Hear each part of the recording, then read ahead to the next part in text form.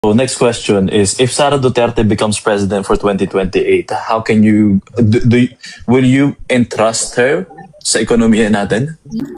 If your question is kaya bang palaguin ni Inday Sara, ekonomiya, ineme, that is something that we have to wait and see. Kasi hindi natin alam kung ano ba yung magiging mangyayari pag naging presidente siya or whatsoever. I do not know if she can even bring back yung ating ekonomiya doon sa level nung tatay niya, na kasing positive yung economy natin ng panahon ng tatay niya. I am not even sure of that. Well, I think you've lost me there because Duterte hasn't brought the Philippine economy back. Narinig niyo po mga kababayan yung tanong nung guest ni Joey, kung tinatanong niya si Joey kung ano daw yung assurance or kasiguraduhan na magpe-perform si Sara Duterte pagdating sa ekonomiya. Yung po yung pagkakaunawa ko. Ang sagot po ni Joey, hindi daw siya sigurado kung maibabalik ni Sara Duterte yung ekonomiya nung panahon ng tatay niya. Bakit? Maganda ba yung ekonomiya nung panahon ng tatay niya? Lagapak po yung performance nung panahon ni Duterte. Pambihira, yung shining and bright economy po talaga ng Pilipinas ay naranasan po natin nung panahon po ni Pinoy Aquino. After noon, anong ginawa ni Duterte? Na-deteriorate po ang ekonomiya ng bansa. Tapos inilubog tayo sa utang. Yung debt to GDP ratio, sobrang lala mga kababayan. Ang problema po dito, no, sa mga DDS na ito, sinasabi niya na hindi siya sigurado kung magpe-perform si Sara Duterte pagdating sa economy. Na-verbalize naman po niya, di ba? Pwede niyong ulitin yung video na hindi siya sure, hindi siya sigurado kay Sara Duterte kung ito yung magpe-perform, no? So bakit niya iluluklok? Yung pong problema, no? May mga kababayan tayo nagluluklok nang hindi sigurado. Ano ba ito? Science experiment na kailangan ng trial and error? Ang pagpapatakbo po or pamamahala ng bansa ay hindi parang science experiment na itry natin ito kapag nagkamali. Iba naman. Mali yun dahil tayo po ang magsasuffer. Tayo po mga Pilipino ang lagot dyan. So, bakit ka boboto sa isang taong hindi mo naman sigurado pala kung magpe-perform? Kung meron naman siyang makakalaban na ekonomista or meron ng maganda at maayos na track record, hindi na involved sa katiwalian at may mga napatunayan na. Hindi po ba mga kababayan? So, ang lala po talaga ng mindset ng mga ito. Tapos sasabihin pa niya, hindi daw siya sigurado kung may babalik ni Sara Duterte yung ekonomiya nung panahon nung tatay niya, ni Duterte, nung ama. Bakit? Ano po bang ikinaganda ng ekonomiya sa panahon ni Duterte? Ang natatandaan ko po kasi nung panahon ni Duterte, ang mahal ng bilihin. Ang laki ng utang ng Pilipinas. Tapos, ang daming nawalan ng trabaho. Although, naintindihan natin, noong 2020, nagkaroon kasi ng pandemic. But then again, siya yung presidente noon.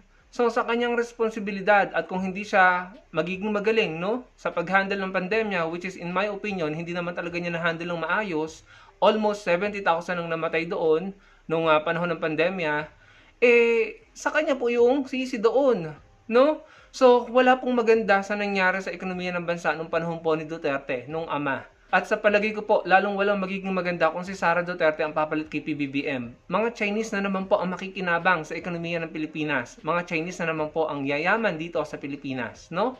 At tayong mga Pilipino, magiging trabahador, magsasuffer, at tayo ang mamumulubi. In my opinion, yun po kasi yung naranasan natin nung panahon ni Duterte, na mahigpag po yung mga Chinese, nakabili sila ng mga lupa dito, at ang mga Pilipino, nahirapan. So, ngayong sinisimula na ulit ni PBBM ang makapilipino, makabansang uri ng ekonomiya natin, although malayo pa ang ating tatahakin, kung ang ipapalit po natin ay yung kagaya po ng mga Duterte, no, na magiging maka-China at hindi yung magkakaroon ng pagpapatuloy sa mga ginagawa ni PBBM ngayon, babalik na naman po tayo sa zero. Yun po ang aking opinion dyan. No? Walang magandang nangyari sa ekonomiya ng Pilipinas ng panahon ni Duterte at sa tingin ko, lalo tayong maliligwak kung si Sara Duterte ang papalit kay PBBM. Tapos, ang malala nga dito, ang mga DDS mismo nagsabi, siya mismo nagsabi, hindi siya sure sa magiging performance ni Sara, pero iluluklok nila. Again, presidente po ang ihahalal natin, no? Hindi po tayo maghahalal dyan ng parang i-assign lamang sa isang lugar para magbantay na kung hindi maayos ang trabaho ay tatanggalin. Mali yun. Kaya nga po dapat inaaral natin ang mga track records, inaalam natin at tinitignan natin yung kanyang mga accomplishments, no? At yung background, kung may alam ba ito sa ekonomiya, kung may alam ba ito sa national security and interest, no? Kung paglalaban ba niya or poprotektahan niya ang national security and interest ng bansa? Kung ito ba ay may pinatunayan na pagdating sa tourism at sa kung ano-ano pang aspeto ng bansa natin, ng Pilipinas, mga kababayan. Hindi po biro ang pagluluklok ng Pangulo. Kaya dapat po nating siguraduhin na tamang tao ang iluluklok natin dahil kung hindi, magkakawindang-windang po tayo.